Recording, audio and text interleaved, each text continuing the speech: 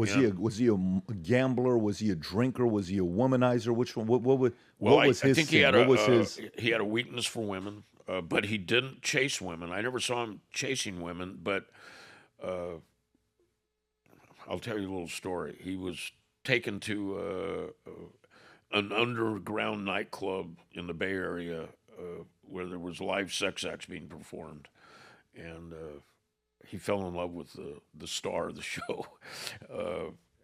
So I've been warned not to talk about her. So there's a live performance going on. Yeah, he falls in love with the girl. You know who John McAfee is? The guy from Antivirus? John McAfee, sure. Yeah, he died in Spain in prison. He died in Spain. Do you know his latest wife, how he fell in love with his wife? Do you know this story? I have no idea, but I bet you're going to enlighten me right now. If I tell you this story, you will not, I don't even know if I want to tell this story. Rob, do you know the story or no? You shaking your head like you know the story? Yeah, I do. What's the story, Rob? The hammocks? So he goes, he pays her as a prostitute to please him. And he walks out, he says, this is the great, they asked him, said, when did you know you were going to marry her?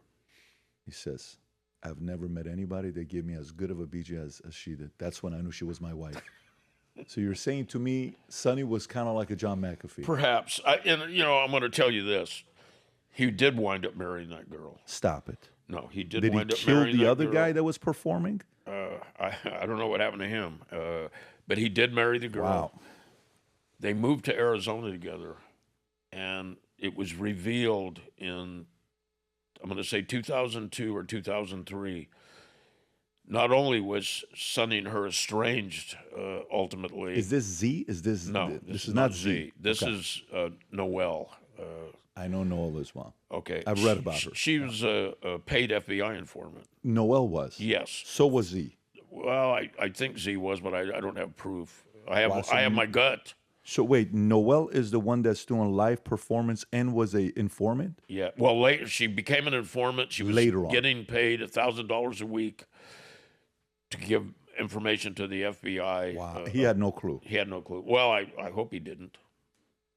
You said maybe he did, and he was. Who knows? You know, I mean, was he an informant or no himself? Well, nobody. There's people that speculate now, and I think it's unfair to do that. He's not here.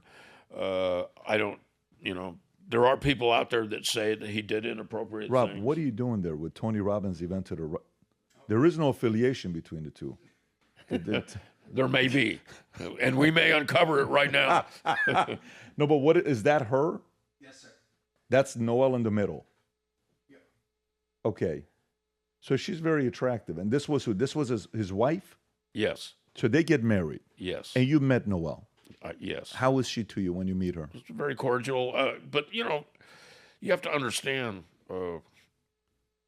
There's a rule, and you mess with somebody's lady in the Hell's Angels, you get not only kicked out, God only knows what else happens. And Iris O'Farrell was the one that said it. He made a comment. He said there's only a couple of hundred women you can't chase in the United States. He goes, it's not that hard. And somebody said maybe they should wear a black armband. What a great line, though. You got 100 women to choose from. Just leave these 200 alone. Yeah. So, When we set out to create a shoe that blends comfort, function, and luxury, we had the choice to make it fast.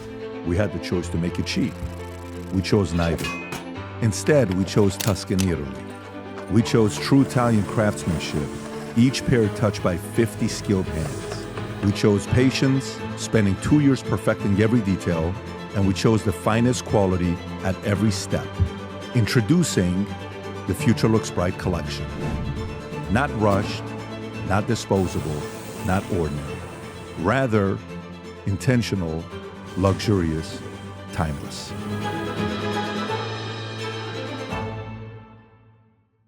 If you enjoyed this video, you want to watch more videos like this, click here. And if you want to watch the entire podcast, click here.